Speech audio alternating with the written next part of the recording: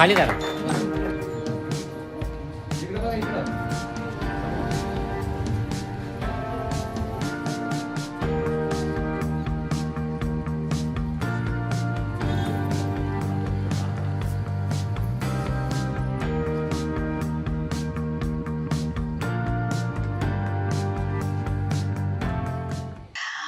खूप छान अनुभव आहे हा माझ्यासाठी.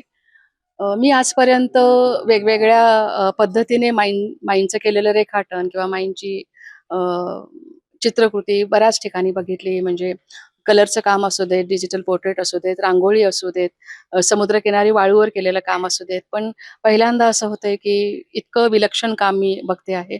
एक-एक धागा जुळवून त्यांनी माईंचा चेहरा, माईंची प्रतिकृतीच तिथे तयार केलेली आहे आणि माझ्यासाठी हा क्षण खूप खास आहे.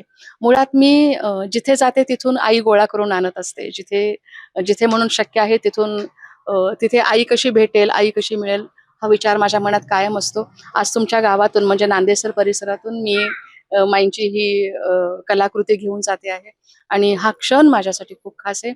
श्यामदादा, हा जो आनंद तुम्ही मला दिलाय, ही जी कलाकृती तुम्ही मला गिफ्ट करताय ही माझ्यासाठी खूप खूप खूप आनंदाची गोष्ट आहे.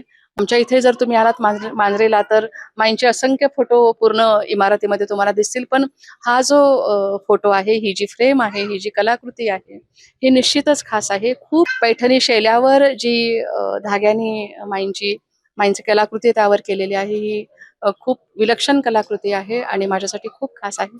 श्यामदादांनी हा क्षण आम्हाला दिलाय, आमच्या परिवाराला दिलाय, त्यासाठी त्यांचे खूप खूप खूप आभार. पूर्ण नांदेसर गावाचे, ग्रामस्थांचे, मान्यवरांचे, सगळ्यांचे आभार. Thank you so much.